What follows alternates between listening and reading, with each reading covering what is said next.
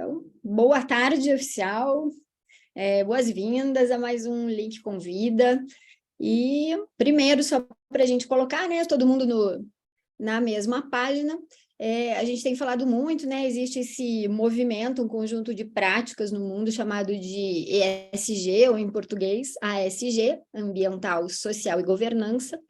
E essas práticas têm ganhado muita força, né, tanto no mundo dos negócios quanto nas instituições públicas.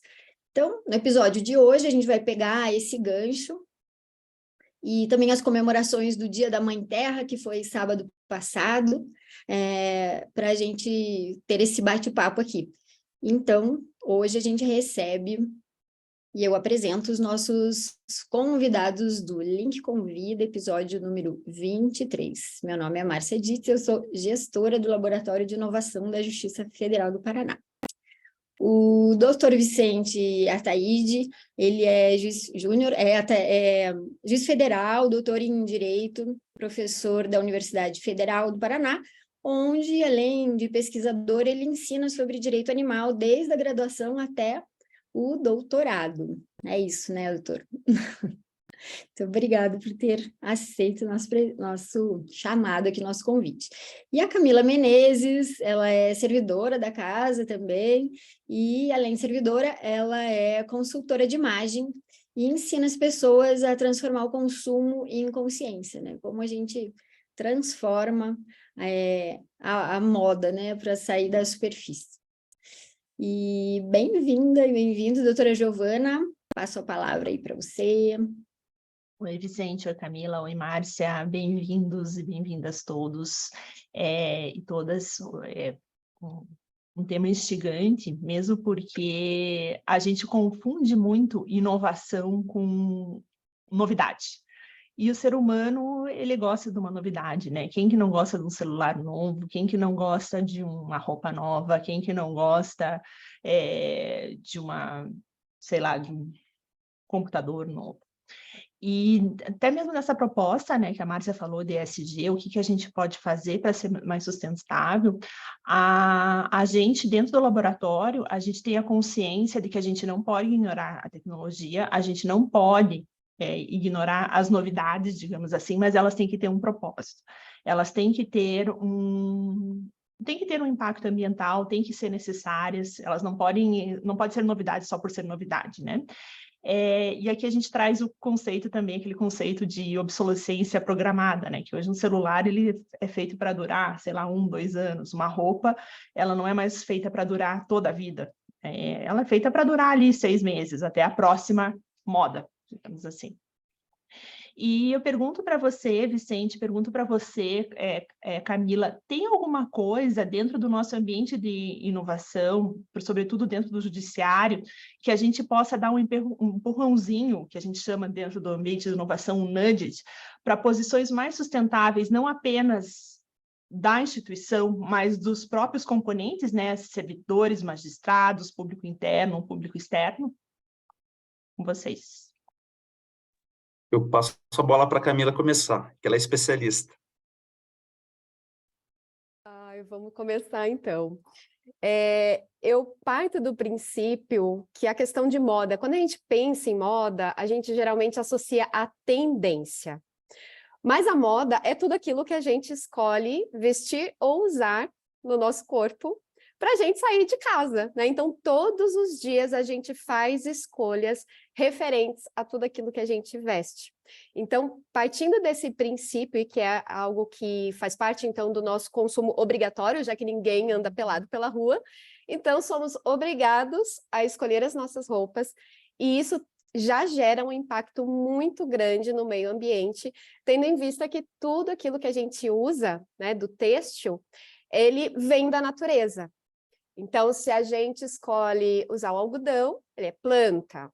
Se eu escolho usar uma seda, é feita da saliva da lagarta. Se eu uso uma roupa de poliéster, ela vem do petróleo. Então, todos são recursos naturais. Então, a gente ter essa consciência de que cada blusa que a gente resolve comprar, a gente já está causando esse impacto, opa, já temos que pensar aí na questão automática do consumo. Então, eu vejo muito, para mim, a moda, né, esse movimento, ele está muito ligado a isso, a nossa forma como a gente realmente consome e escolhe, né, vestir. Então, a gente já tem que ter essa consciência de que cada blusinha está gerando impacto. Inclusive, uma camiseta de algodão, ela consome 7.000 litros de água para ser produzida. E a lavoura do algodão, ela usa muito pesticida. Então, já que ninguém come algodão, usa-se muito pesticida, né, na plantação. Então, também, muito caso de câncer, né, entre os produtores. Então, é por isso que a gente já está aí, a moda já está se movimentando muito para trazer tecidos tecnológicos, principalmente, para a gente poder atender aí toda essa demanda.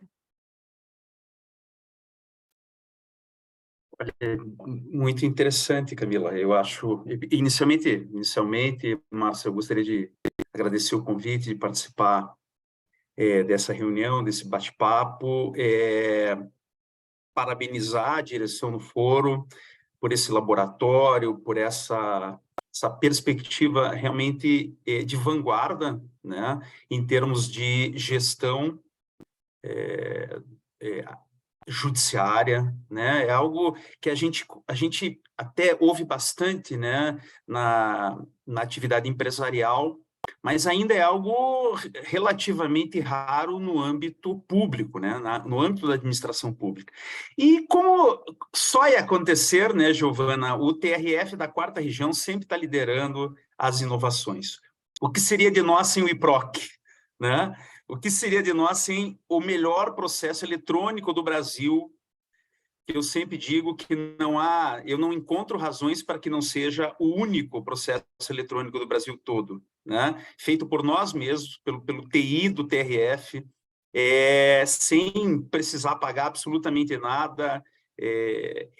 O IPROC é um grande exemplo de como a gestão do Tribunal Regional Federal da 4ª Região, e, evidentemente, em parceria com a direção do foro dos 3 estados do Sul, sempre lança não só novidades, né, mas realmente inovações com propósitos que mudaram a nossa vida, né, Giovana? Mudaram a nossa vida. Eu acredito, você também, Giovana, nós despachamos e sentenciamos muito processo de papel ainda, né?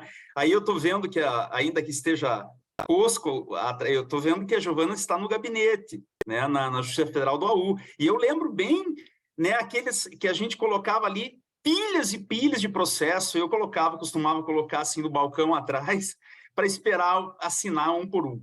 Então, essa preocupação, de fato, com inovação, com desenvolver um laboratório realmente para pensar, né, o nosso futuro, um futuro mais sustentável, um desenvolvimento de ações que tem um propósito e seja racionalmente pensado para dar certo, dentro do contexto do nosso momento, né, do momento de preocupações ambientais, um momento de mudanças climáticas, né, enfim. E eu gostaria então, cumprimentando você, Márcia, parabenizando a direção do foro, a minha querida colega Giovana, e a Marcela, e evidentemente a ti, Camila, e todos os servidores, amigos, estudantes que estejam aí na plateia. Eu gostaria de aproveitar esse início de fala para resgatar algo que tem sido objeto das minhas preocupações dentro da universidade, e é colocar também a dimensão ética do consumo, né, na equação da sustentabilidade do consumo, né? Quando determinados produtos, a minha preocupação sempre se centra nos produtos que têm algum componente de origem animal.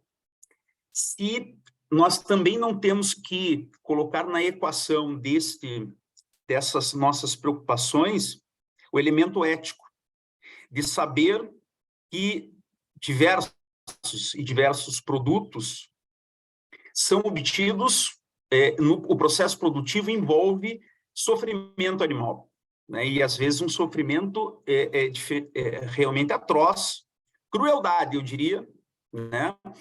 Com o detalhe que essa dimensão ética, de certa forma, já recebeu uma valoração, inclusive, constitucional, a partir do momento que a nossa Constituição de 88 proibiu expressamente a crueldade contra animais. E aí a Camila lembra da moda, né?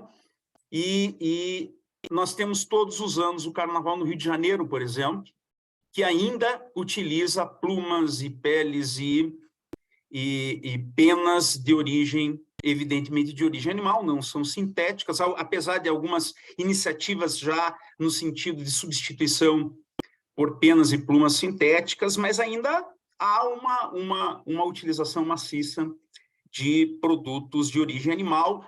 E a pergunta fundamental é, até do ponto de vista, falando de consumidor, será que o consumidor ele não tem até o direito de saber o capital de dor e sofrimento envolvido na produção, né, determinados produtos que são utilizados especialmente na moda, né? E eu termino aqui essa minha primeira fala dizendo que, com alegria, nós estamos agora conseguindo chegar no momento em que a testagem com animais já está com os dias contados, né? Testagem de cosméticos, especialmente, né?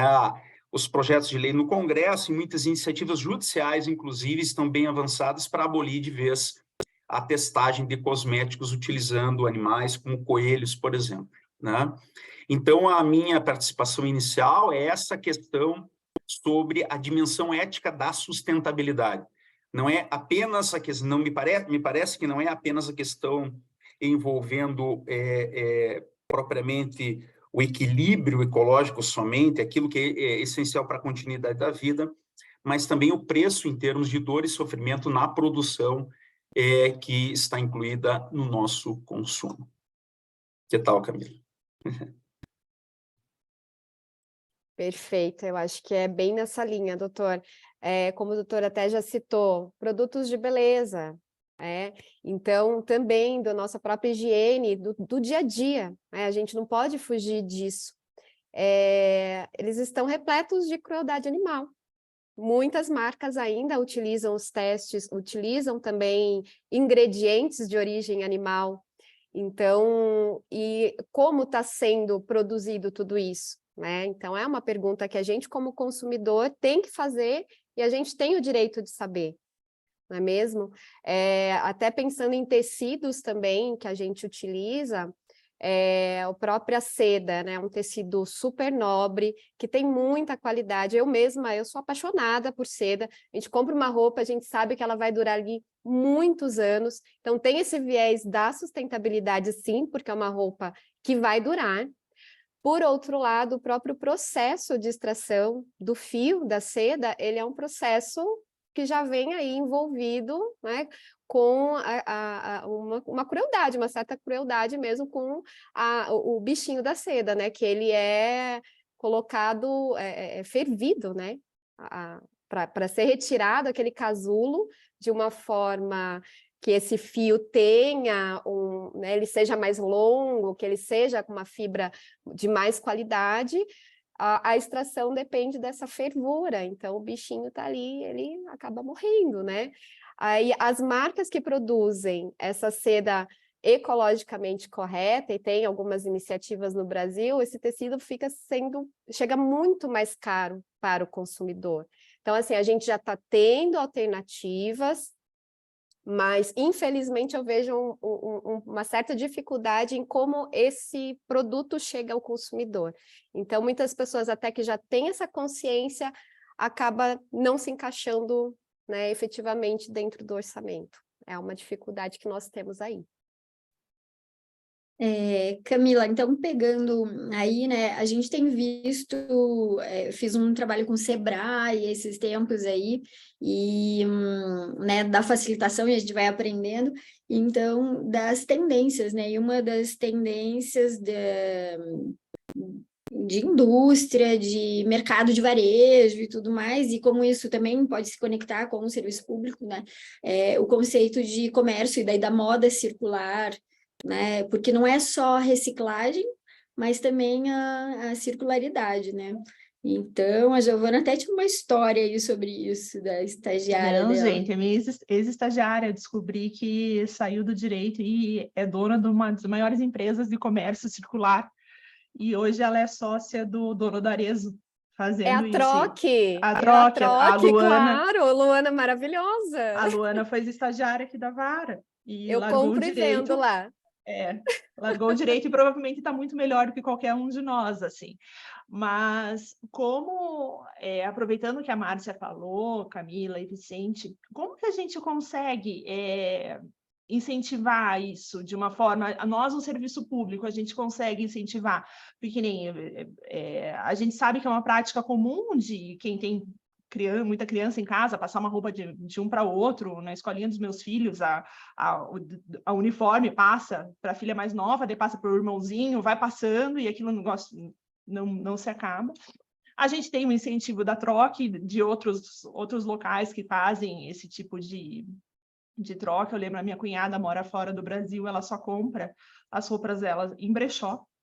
Então, porque é uma forma de você estar ali, muitas vezes você consegue ajudar mais pessoas, ao mesmo tempo que a gente precisa gerar mais emprego, a gente precisa gerar a gente tem aí uma massa de pessoas que precisam, empregadas e precisam ser inseridas nesse mercado de trabalho, de confecção, que a gente sabe que tem uma questão ética também no valor que é pago para os costureiros.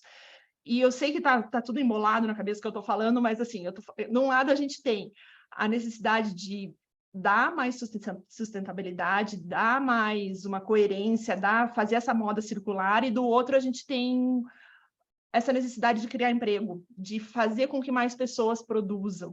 Então, eu queria saber se vocês têm alguma ideia de como que a gente pode viabilizar, como o serviço público pode ajudar a viabilizar esse tipo. Eu sei que muitas vezes não é a função do judiciário fazer isso, mas a gente pode dar alguns empurrãozinhos, né, para as pessoas fazerem essas escolhas.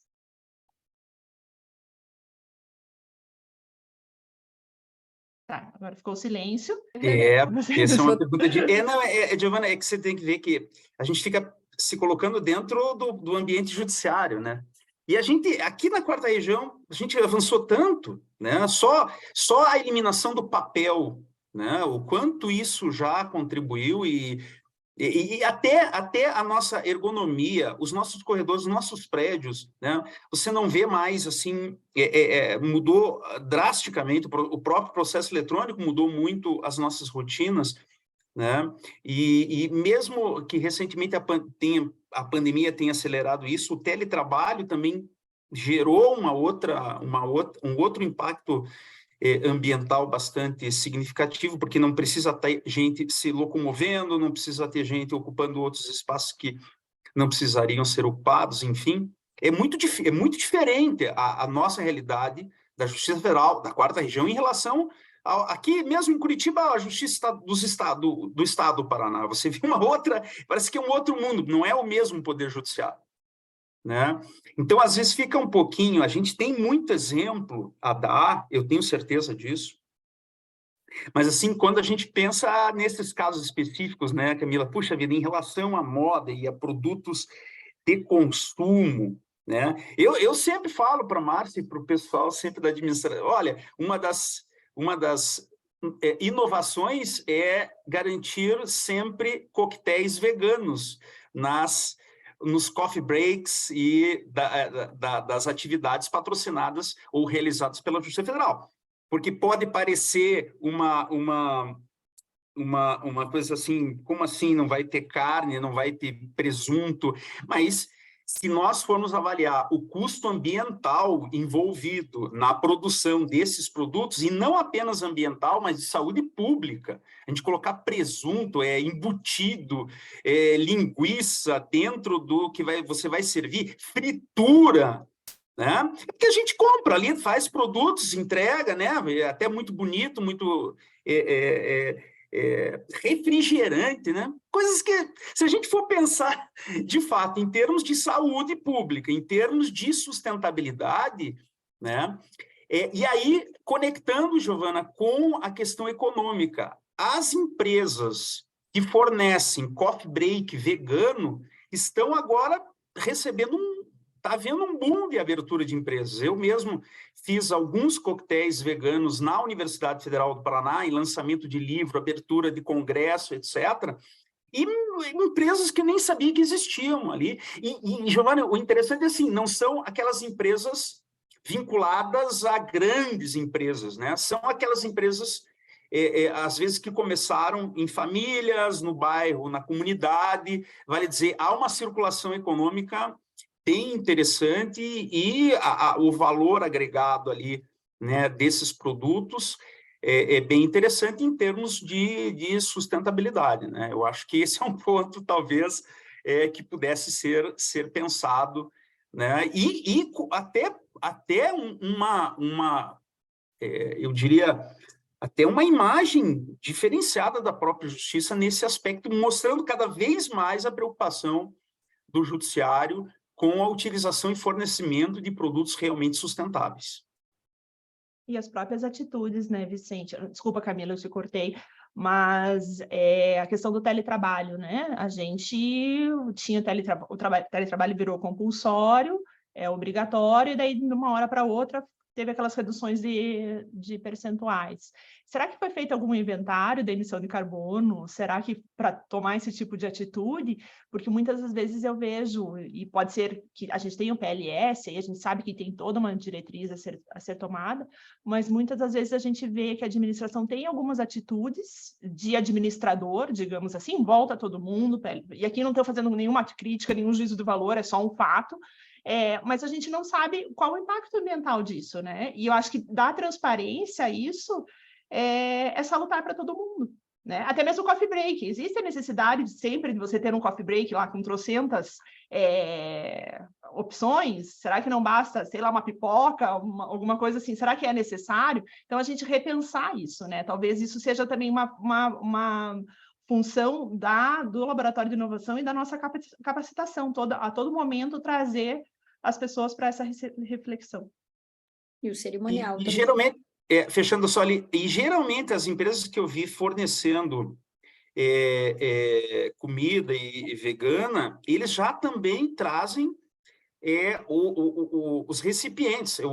Quando é canudinho reciclável de papel, de às vezes até de bambu e de outros materiais, né, o copinho, tudo isso já com produtos que são ecossustentáveis, né? Então, assim, eu acho assim, você ainda fazer coffee break com um copinho de plástico, isso realmente já está fora de linha, né? A gente está diminuindo aqui e a opção, eu não tenho mais, né, no meu setor a gente não tem mais contrato de café, mas até o último que eu tinha, a gente falava, ó, melhor vidro, né, assim, embora que use detergente para lavar, eu acho que o desgaste é menor, né? E tem uma situação até, né, Camila? A gente estava num evento da Justiça em Foz esses dias e dentro do Parque Nacional teve um encontro, um almoço, e o restaurante dentro do Parque Nacional servia canudo plástico, embalado ainda no plástico, assim, e estava dentro das cataratas, né? Tava assim, o vento vinha e levava para onde, né? Então, a gente ficou... Camila tirou foto, já reclamou lá. E quando eu fui da última vez, também reclamei. Mas já fazia 2 anos e ainda estava lá, né? Porque eles se posicionam, né, com a questão toda da sustentabilidade, ecoturismo, totalmente, né? E peca num detalhe. Então, inaceitável. Pegando ali o gancho só até dessa questão de embalagens, né, e tudo mais, eu pensei aqui a própria questão também dos cosméticos, né, que hoje a gente já tem aí muitas marcas sustentáveis que já pensam até na embalagem, então essa embalagem ser de papel ou ser uma embalagem retornável. Então, também, eu comecei a utilizar cosméticos naturais, orgânicos, veganos, há uns 3 anos. Hoje, 95% do que eu uso já é, né, dessas marcas. E eu vi muitas marcas durante a pandemia realmente fecharem as portas, marcas muito bacanas que não conseguiram, né, se sustentar, porque ainda é um mercado que é pouco divulgado, né, pouco conhecido. E eu penso muito que a questão até de incentivos fiscais, sabe, para essas pequenas marcas, porque elas acabam tendo as mesmas obrigações, né, são cobradas as mesmas coisas de uma Avon da vida. Então, a gente vê um pouco, né, esse mesmo tratamento para empresas que têm aí diferenças mesmo, né, na sua produção, elas são mais slow, os lotes são menores, então eu estou vendo muitas fechando as portas, então dá muita pena, porque tem muita gente fazendo um trabalho muito legal, então já pensando nisso, né, questão de legislação aí deveria também ser diferente. Né, até comentei no privado com a Márcia que a gente, essa questão do fast fashion, né, e ultra fast fashion, que teve todo aquele rolo com a Shein, sei lá como que pronuncia, e o governo anunciou que ela vai trazer a fábrica para cá, dando 100 mil empregos, né, e agora você falando em isenção de imposto, em incentivo, será que aquela pessoa, será que o centro das rendeiras, será que a comunidade lá do interior, a comunidade de mulheres que faz um tipo de roupa, será que ela tem o mesmo incentivo, né, da gente se pensar também essa questão, até mesmo de incentivar as cooperativas, incentivar esse trabalho comunitário, né, que muitas vezes são importantes, preservam o meio ambiente, preservam até mesmo a cultura local, e não tem o mínimo de incentivo do governo. Exato. Inclusive, durante essa semana, está rolando aí no mundo todo um movimento que chama Fashion Revolution, e lá em Foz, eu sou representante desse movimento, a gente fez ações no sábado e no domingo, onde a gente discute justamente toda essa questão que envolve o mundo da moda, né? Sempre com o viés da sustentabilidade, pensando em todos os impactos que são causados, tanto no meio ambiente como também na sociedade. Então, a gente também questiona muito essa questão de qual é a situação das pessoas que estão produzindo as nossas roupas. Então, a gente faz todo um movimento de realmente se questionar, né? A gente questiona as marcas, então a gente faz um movimento também pela internet de perguntar às marcas quem fez minhas roupas. Então, essa hashtag, se vocês até procurarem, vai ter inúmeras aí durante essa semana. Aqui em Curitiba também tem um movimento muito forte.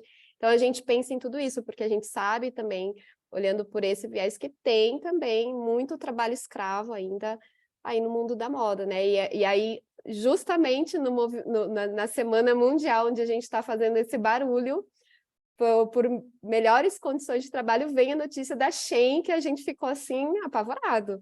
Tem até um documentário, para quem quiser ver, já fala, né, de todas as denúncias, né, nessa marca, quanto a trabalho escravo. Então, é absurdo. Eu não sei como que vai ser no Brasil essa produção. Qual que é o nome do documentário, você lembra? Puxa, não vou lembrar, mas bom. eu posso passar depois. Certo. E isso tudo também nos leva a pensar que essas preocupações, elas demandam trabalhos internacionais, né? Tem conferências internacionais, convenções internacionais, porque todos esses problemas envolvem mais de um país, né? O país, às vezes, não é o mesmo país que está produzindo, que está vendendo, enfim. E como vocês falando, eu já lembrei da China, né? Não adianta nada a gente fazer todo um trabalho aqui no Brasil de conscientização se o produto, às vezes, vem do mercado, da indústria chinesa, que ainda tem alguns padrões bem diferentes em relação a isso, não apenas a questão do trabalho, mas também da sustentabilidade em alguns aspectos, né? Mudou muito a produção chinesa, né? A China, a gente não pode hoje mais pensar a China como o em 99, né? Produzindo só mercadoria falsa, não é nada disso, mas muita coisa mudou realmente na China, não é à toa que ela é um PIB, né? Tá quase aí ultrapassando os Estados Unidos, já não passou. Mas muitas questões realmente A gente se preocupa, de fato, que tem que haver diálogos internacionais para ajustar alguns parâmetros mínimos, né, de qualidade e de sustentabilidade de produtos. Opa! Obrigada. Então, doutor, a questão, né, do direito animal e tudo, e ODS, a gente sempre trabalha no laboratório, todos os nossos projetos, é um dos parâmetros para a gente aceitar o desenvolvimento de um projeto, é se ele se encaixa, né, em alguma ODS, então até aqui tem dado certo, né? E a gente tem visto aí também a questão da alimentação, porque o progresso, né, a evolução e tudo mais está diretamente ligado, assim, também, eu acho que essas questões animais, por tudo isso que a gente está falando aí, né? E a gente vê impressoras 3D produzindo comida já, né? Os restaurantes tem no Japão já em teste, né, desse outro tipo de alimentação, assim, como que o senhor vê qual que foi esse progresso, né, sei lá, de 2004, quando a gente começou a falar no... Eu tenho acompanhado, a gente tem um privilégio aqui de termos um laboratório na Universidade Federal do Paraná, no setor de ciências agrárias, que é um dos mais promissores em termos de produção da chamada carne celular, que é a carne produzida em laboratório, né? Não é transgênico, é reprodução de carne, reprodução celular, né? Que possibilita você ter a carne animal, mas sem precisar matar o boi, né? E isso já é uma tecnologia que não está ainda em fase de experimentação. Ela já existe, já produz, já existem empresas, inclusive, desenvolvendo, né? Aqueles primeiros produtos, né? Como nuggets, o hambúrguer, né? O hambúrguer de carne celular já é uma realidade. Há uma perspectiva de 2024, 2025 chegar ao mercado brasileiro. Então, você vai ter a alternativa de poder continuar comendo carne, mas sem precisar incluir nisso o sofrimento animal. E aqui nós temos a professora Carla Molento. Eu até, eu recomendo até um podcast com ela, uma entrevista com ela, a professora Carla Molento. Ela é uma cientista, professora Carla Molento. É professora aqui da Faculdade de Medicina Veterinária e é a titular do Laboratório de Bem-Estar Animal e do Laboratório de Zootecnia Celular, que está terminando aí, está recebendo as máquinas para começar as suas pesquisas na área, e a gente ter aqui um know-how próprio no Paraná, na universidade, para a produção da carne celular. Eu não tenho dúvida, apesar, né, das nossas pesquisas, dos nossos incentivos em termos éticos de fazer com que as pessoas pensem, adotem, né, Camila, opções conscientemente mais éticas. É difícil você competir com o marketing que está envolvido nisso, com o incentivo que se tem cotidianamente para o consumo desses produtos da maneira como sempre se fez, né? Infelizmente, eu não acredito que a ética sozinha vai realmente conseguir colocar um fim nisso. Então, a tecnologia já mostrou, a nossa história tem casos muito interessantes em que a tecnologia avançou, né?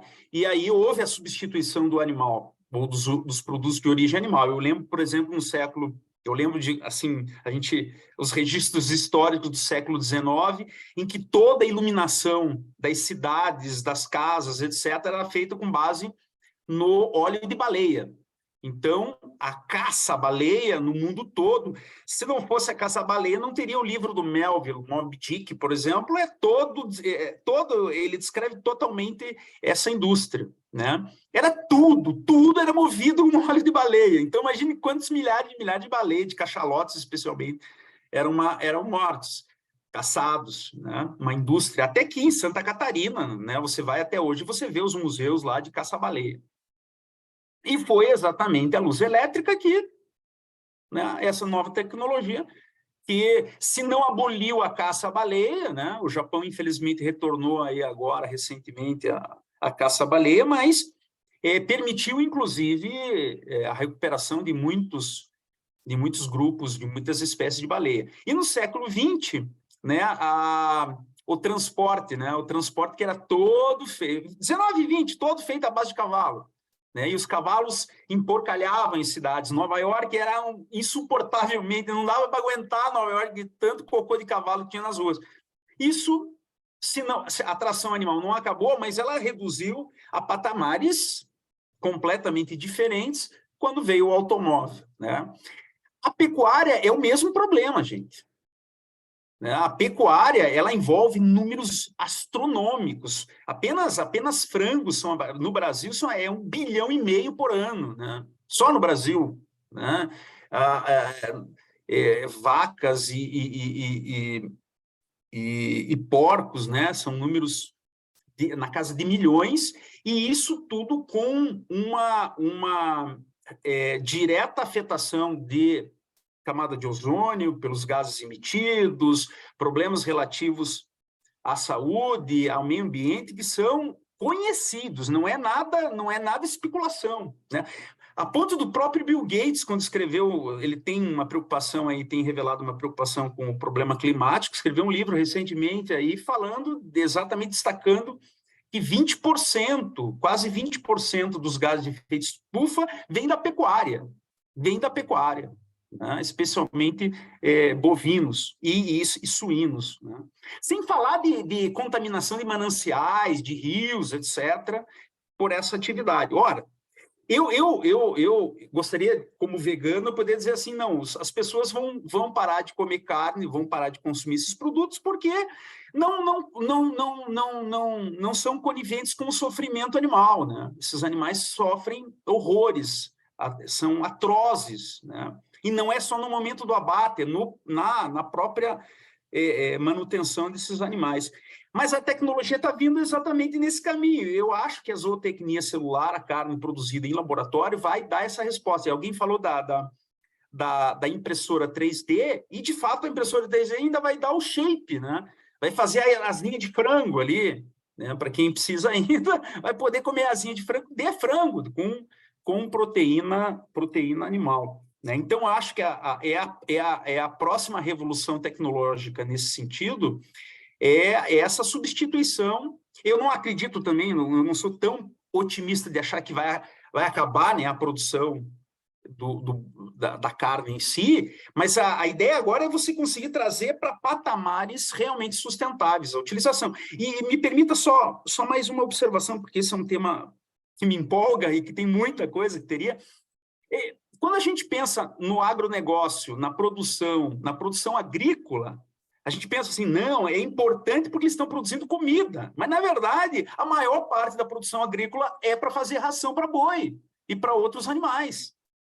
Você não produz soja para fazer comida humana, você produz soja especificamente para fazer ração e outros milho da mesma forma. Então, né, campos e campos aí plantando produtos que também têm problema ambiental, né, pesticidas, etc., contaminação de rios, supressão de mata nativa, etc., e não para produzir comida, mas para produzir ração para sustentar esses animais que vão virar comida para seres humanos. E um último detalhe,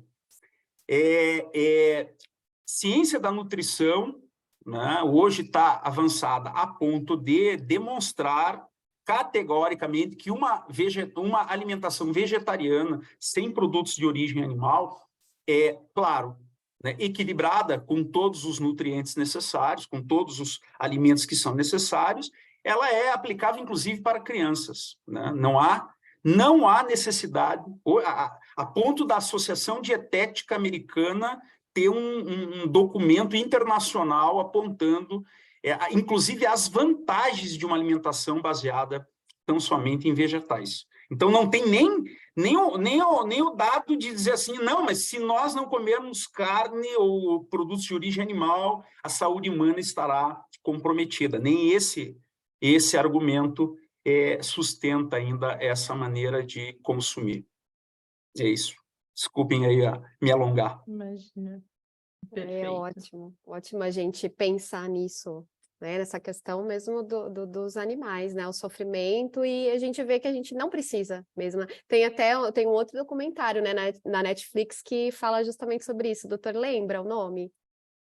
Tem vários, mas tem um Tem bem uma especial. série, tem uma série. Tem Eu um bem recomendaria para todos, você acessa no YouTube A Carne é Fraca, A Carne é Fraca, do Instituto Nina Rosa, é um documentário que já tem 15, 20 anos, mas é atualíssimo, porque ele não envolve apenas a produção da carne, mas também do leite e dos ovos. A carne é fraca, né? E aponta não apenas o sofrimento animal envolvido, mas também a questão ambiental, que realmente bem importante. E um detalhe, não vamos excluir os peixes, né? Quando me perguntam assim, mas você não come carne? Não. E nem peixe? Eu falo, pô, peixe, o peixe, inclusive esse peixe muito consumido, que é a carne da tilápia, né? No Paraná, só 25% das propriedades têm controle de efluentes, de resíduos. Os peixes ficam em grandes cavas com a água que não é reciclada. Eles ficam ali nadando nos seus próprios dejetos. E depois que eles pegam os peixes, né, para matar, para abater, para virar filé de peixe, de tilápia, a água, ela escorre para o rio. Aquela água totalmente contaminada. Só 25% das propriedades, até os últimos dados que eu acessei alguns anos atrás, tinham algum tipo de controle, né? E sem falar que os peixes são inequivocamente as maiores vítimas. Nós temos aí em casa de trilhões, né? Não conseguimos ter uma dimensão, não tem números para a gente medir o número, a gente só fala em toneladas. Não há como saber o impacto da pesca em relação às comunidades animais. Eu não falo apenas de peixes, né? Puxa, um documentário que ninguém pode deixar de assistir no Netflix é O Senhor Polvo. O Senhor Polvo é extraordinário, e eu espero que depois de ver O Senhor Polvo, pelo menos polvo, vocês desistam, porque não dá, é um animal muito, não é só inteligente, mas é afetivo, você vê a afetividade no animal, né? Então, não dá, a gente pensa assim em termos éticos que é incompatível com o consumo. E depois até alguém falou, você mesma, Camila, falou do bicho da seda, né? Que é fervido, mas a gente tem que cuidar, porque agora acabou o verão, né? E de repente você está na praia e acha que comeu o caranguejo, o siri ali, não tem nada demais, mas esses também são animais que são, até hoje, né, colocados na panela de água fervendo vivos. Não tem nenhum tipo de regulamentação atual, nem a lei que trata de experimentação com animais, ela não abrange animais invertebrados. Hoje, no Brasil, os invertebrados são as maiores vítimas, porque não há nenhum tipo de controle de ética e bem-estar animal envolvendo os animais invertebrados. As comissões de ética com o uso de animais não abrangem animais invertebrados. A lei Arouca, que trata da utilização de animais, só trata de animais vertebrados. Então, os invertebrados, como o polvo, os molúsculos, os crustáceos, né, são animais que são animais sencientes, ou seja, têm capacidade consciente de sentir dor, de experimentar dor e sofrimento, né? Né, alguns padrões internacionais, lagosta, por exemplo, alguns países já fizeram restrições quanto a isso, mas o Brasil ainda hoje não tem nenhum tipo de controle do consumo desses animais, de como é feito, né? E técnicas existem, viu? De abate com menos sofrimento, essas técnicas existem e podem ser utilizadas se esse consumo ainda continuar. Eu posso complementar? Desculpa. Complemente, só para, né, comentar assim, que a gente tem muito que aprender mesmo, né? E uma outra tendência é que o direito ambiental evolua para o direito da natureza, né? Então, o rio pode ser uma pessoa que, né, uma pessoa jurídica, enfim, que possa pleitear os próprios direitos, né? Muito loucura aí. Diga, Camila. Lagoa da Conceição. Lagoa É da isso que eu Conceição. ia falar, é verdade mesmo que a gente estava no encontro de conciliação e foi falado da Lagoa da Conceição esses tempos, e eu não sabia se era verdade ou não.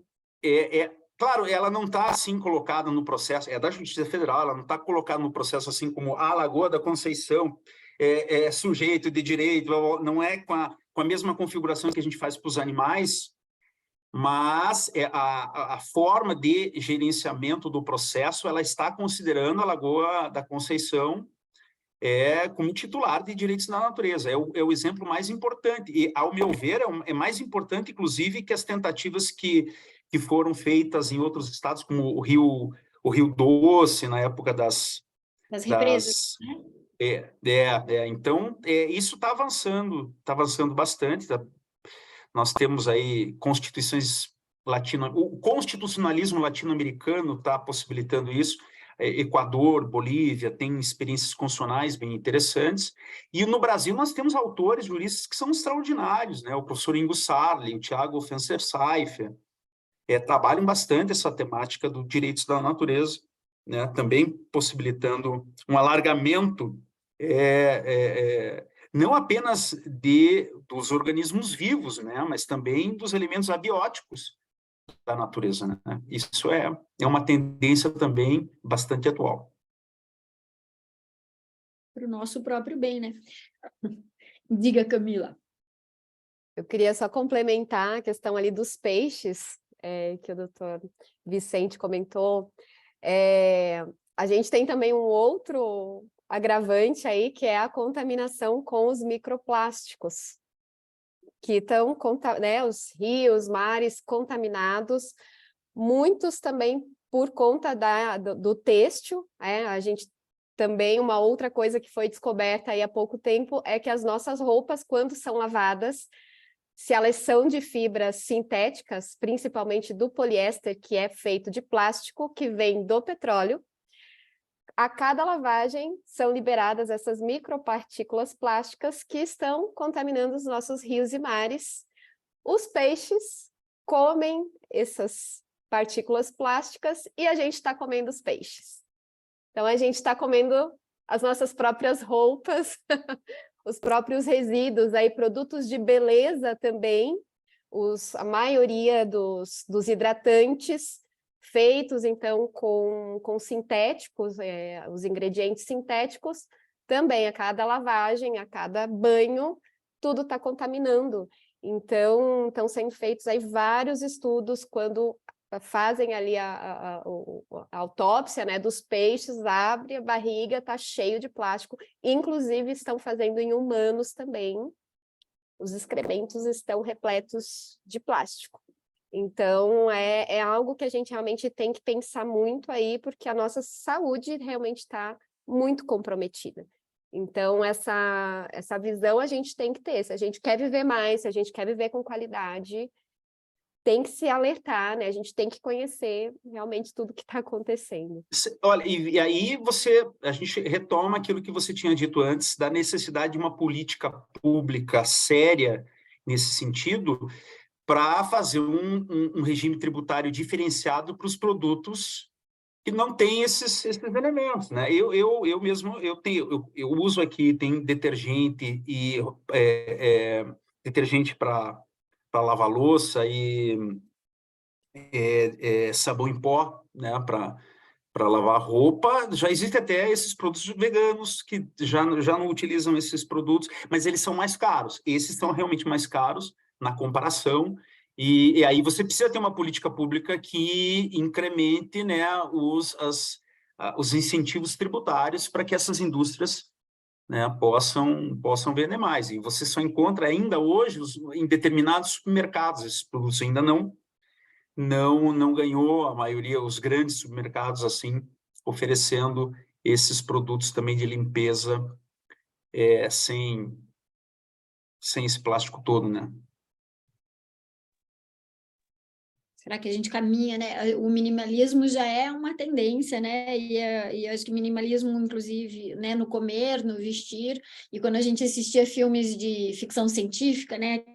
As roupas como exocélios, assim, e daí pode ver que as pessoas sempre estavam, os personagens com a mesma roupa, né? Quem sabe seja por aí.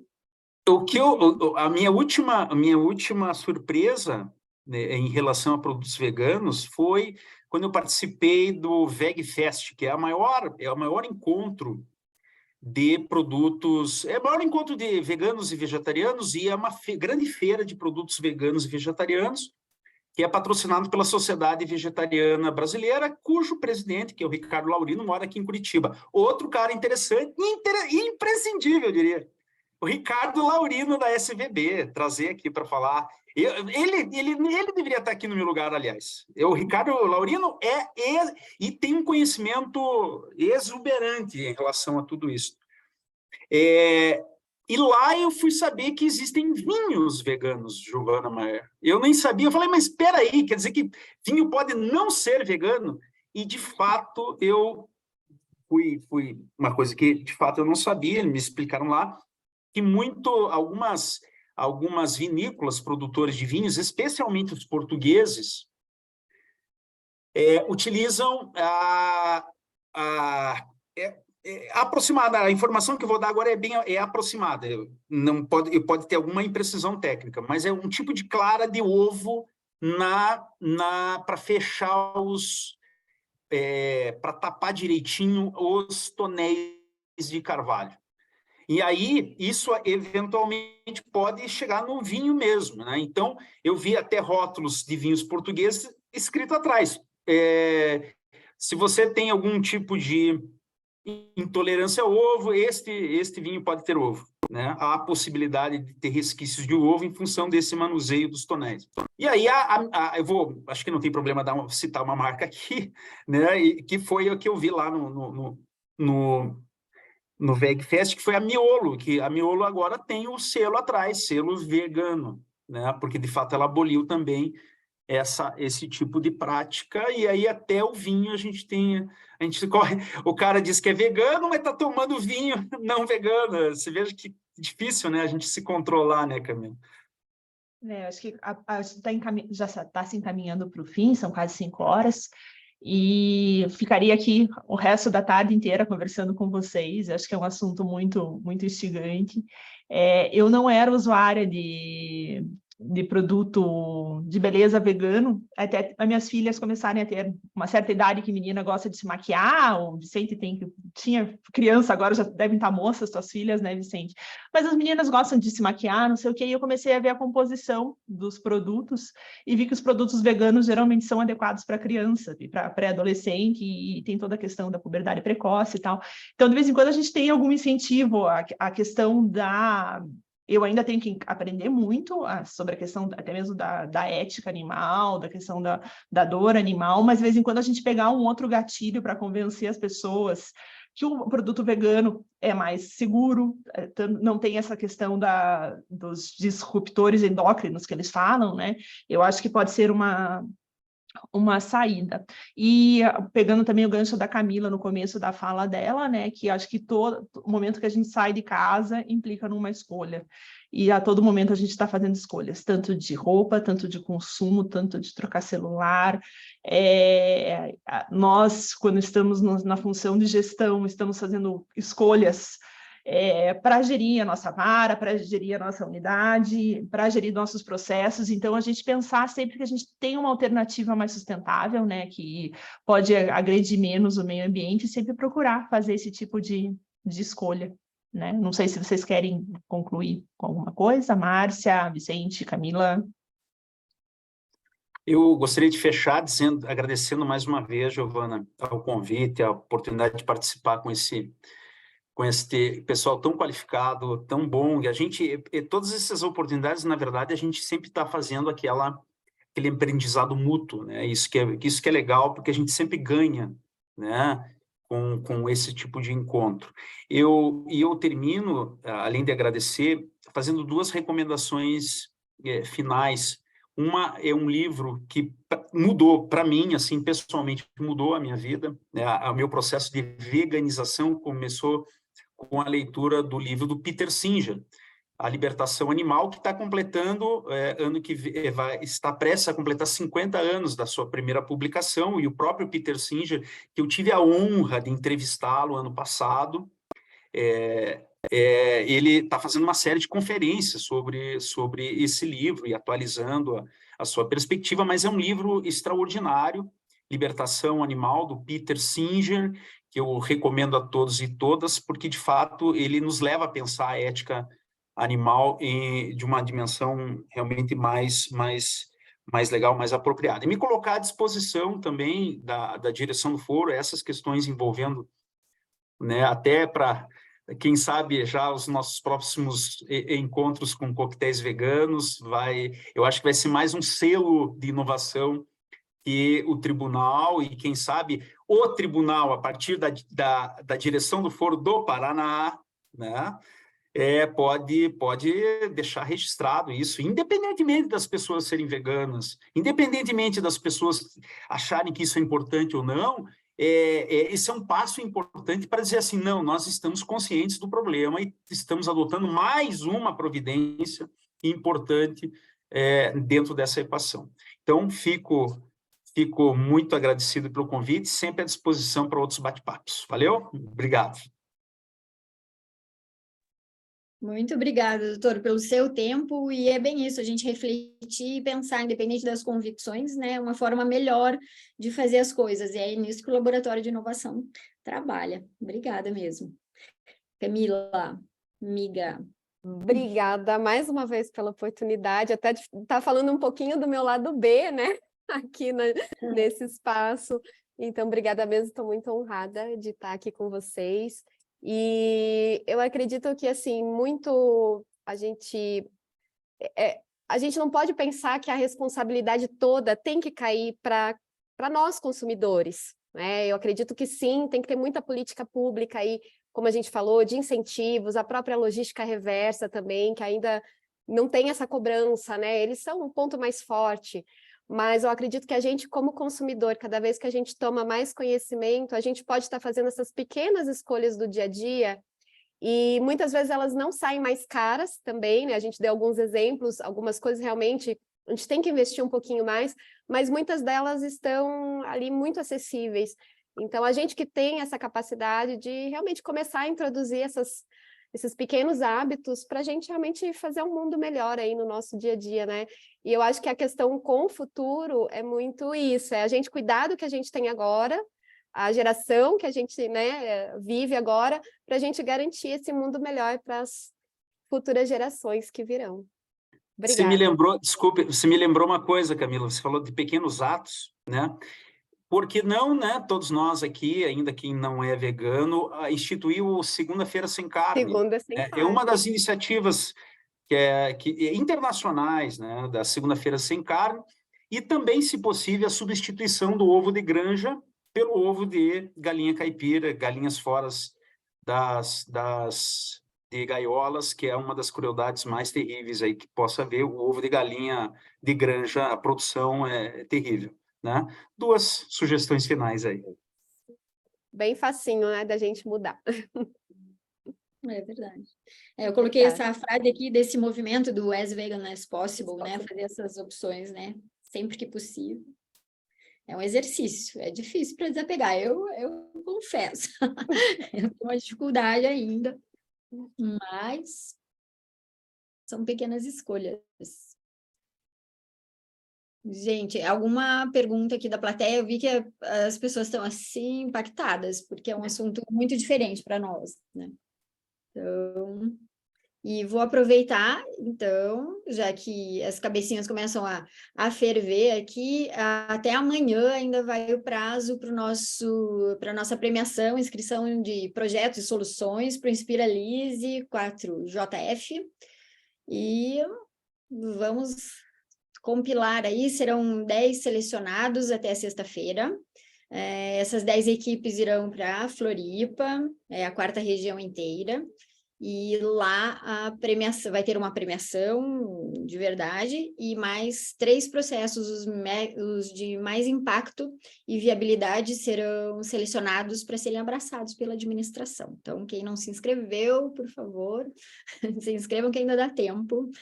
Tem o Miro aqui, a Marcela colocou o link do Miro. Nesse quadro do Miro está o edital, está a apresentação, tem um vídeo, um tutorial para ajudar a preencher o Canvas de projeto. Esperamos vocês. Eu já estou inscrita. Obrigada a todos também que assistiram. Todos e todas presentes. Chefa, quer encerrar aí? Acho que a gente vai agora todos para voltar a trabalhar, fazer o nosso trabalho ordinário, né? Porque a gente está fazendo trabalho aqui, a gente tem que também ressignificar isso, né? Do que é trabalho, o que não é trabalho, a gente está trabalhando aqui. E todos vamos agora pensar um pouco e refletir sobre as nossas escolhas, né? Um passinho por vez, para saber o que a gente pode deixar aí para as gerações futuras. Certo? Muito obrigada, Vicente, obrigada, Camila, Márcia, Valeu, gente. Obrigada. Marcela, pessoal aí que está assistindo. Até mais e até o próximo link convida, tá certo? Beijão. Tchau, tchau, boa Valeu. tarde. Grande Beijos abraço. a todos. Beijo. Tchau, tchau. Beijo, brigadão.